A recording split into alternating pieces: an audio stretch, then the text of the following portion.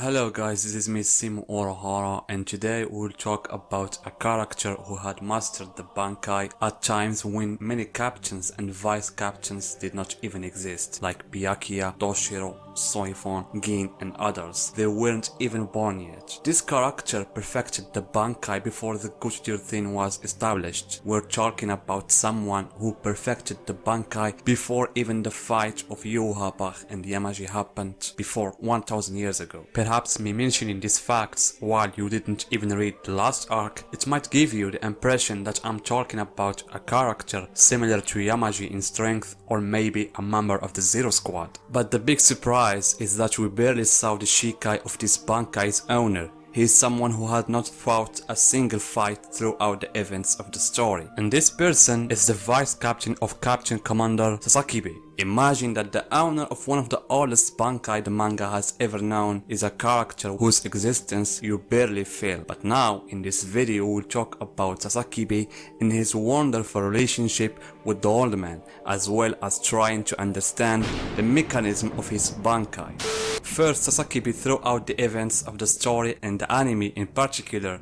This shinigami gave us a negative impression about himself. We all looked down upon Sasakibe, especially after Ichigo came to save Rukia from execution and that brilliant Hollywood show that was presented by Ichigo with his Shikai in front of the trio Isane, Omaida and our hero Sasakibe. And that scene was enough to place this trio on the blacklist of the list of the weakest vice captains in the rest of the story's events by many fans. In fact, I find it insulting on the part of Kobo against Sasakibe, given to what was revealed of his background. At least he could have kept Sasakibe away from that incident. Especially that we're talking about the first and the last intervention of Sasakibe in the anime, and after that Kobo basically threw him in the sidelines, and therefore no one cared about his presence, and he was considered more a servant to Yamamoto rather than a vice captain. But as a matter of fact, this isn't a true picture of Sasakibe. And guys, let's put what happened between Sasakibe and Ichigo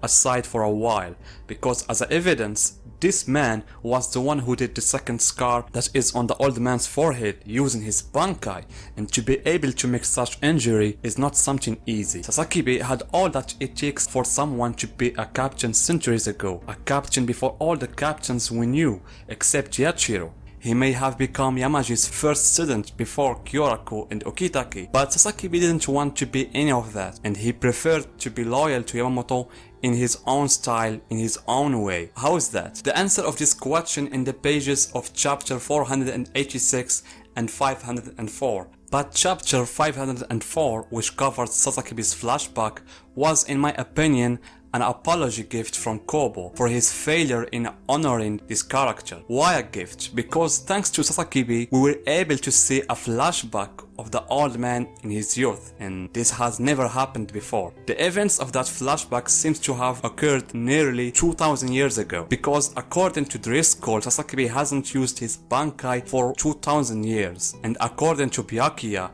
Sasakibe has never used his Bankai in any battle, and according to the flashback itself, Sasakibe only released his Bankai in front of Yamaji. Additionally, as shown in the picture, Kobo referred to Yamamoto as the Ginryu founder and not the Gochu captain commander, meaning that at that time there was no such thing as Gochu. Yamamoto was only Ginryu founder and the Ginji school head instructor, and I honestly wonder how the Shinigami were running their things in that period of time before the establishment of the Gochu, and how Yamamoto came up with the idea of the Gochu in the first place. However, we can notice that Yamamoto at that time was among the strongest of the Shinigami, if not the strongest, and because of that first scar that was on his forehead, which represents the letter E, he was called Ijisai. And here another question arises. If the second scar caused by Sasakibe's Bankai, then who was responsible for the first one, taking into account that the battle between Yamaji and Yūha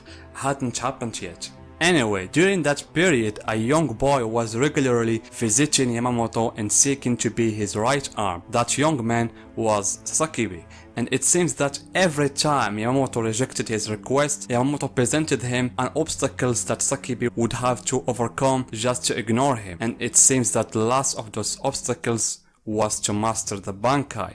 So this time Sasakibe came by able to release his Bankai, and this was something Yamamoto wasn't able to ignore. He then told Sasakibe to defeat him using his Bankai, and we don't know exactly how that happened. Did the old man fight seriously, or was he restraining himself and was simply defending and trying to make Sasakibe show his full strength? But Yamamoto's words while reciting that incident were clear. He said that Bankai was amazing. Even though Sasakibe wasn't able to defeat Yamamoto, he was able to leave a scar on the old man's forehead, which, as I said a while ago, it's not an easy thing to make. And I think after that incident, Sasakibe became officially Yamamoto's right hand, and when Yamamoto established the Gochi in its first version, I think Sasakibe was apparently directly appointed as a vice captain of Yamamoto, meaning it is possible that we're talking about the oldest vice captain in the Gochi, and as Byakuya said during Sasakibe's funeral, Sasakibe has sworn that he will remain a vice captain as long as Yamamoto alive. But the strange thing is that throughout that period, Sasakibe never used his Bankai, and he didn't fight any battle for 2000 years, which made some shinigami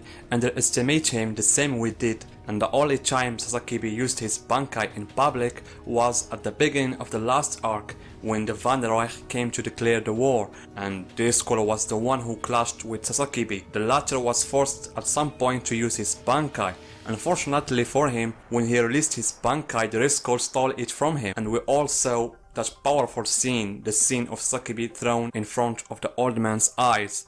And then when the first invasion was officially completed, if you noticed, Yamamoto at the beginning didn't care about anyone, not even Yojaba himself. All his concern at that time was finding Sasakibe's killer and avenge him. Ironically, the only chance we got to see Sasakibe's Bankai in a clearly way was by Driscoll, the Bankai thief. But before talking about the Bankai itself and its capabilities, it's strange that throughout the manga's chapters, to the extent of revealing the Bankai in the last arc, Kobo didn't specify the nature of Sasakibe's Zanpakuto, and according to my memory, there is one chapter, chapter 152, in which Sasakibe awakened his Zanpakuto in the form of Shikai and was immediately overthrown by Ichigo. And after that scene, we saw nothing about Sasakibe's Zanpakuto. What's more strange is that the nature of Sasakibe's Zanpakuto will be revealed in the anime, not the manga, and exactly in the events of the arc of Zanpakuto. So when the Zanpakuto of Sasakibe appeared in that arc, and in one of his first fights with Sajin Zanpakuto against Soifon, it was mentioned that it controlled the weather and exactly lighting. And in that filler and what was showcased about how Sasakibe's Zanpakuto works,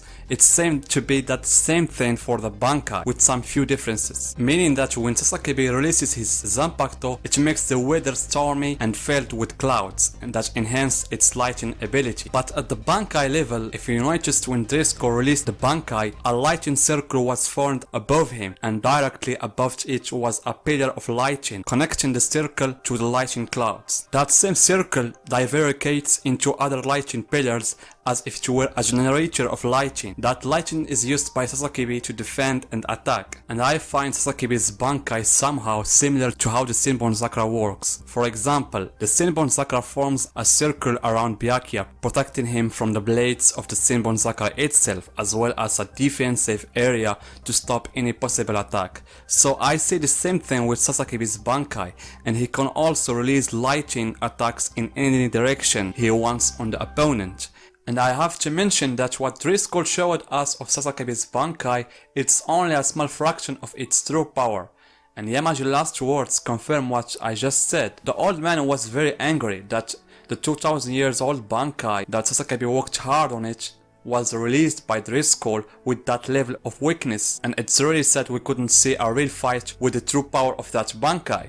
And it was if Kobo had tried to remove that accusation pointed at him by throwing it on Sasakibe himself and saying that he was the one who wanted to follow that path throughout all those centuries and not find anyone and remain only under the service of the old man. But I find that Sasakibe's end was better than many other characters that died without no farewell ceremony or something, like Yachiro Unohana. To this moment, I find her that a mystery, the way it was overlooked and as if she never existed. And this is why I find Sasakibe's end was better than Yachiro's end or Okitaki. So guys, that was the video for Sasakibe in his Bankai. What do you think about the Bankai of Sasakibe?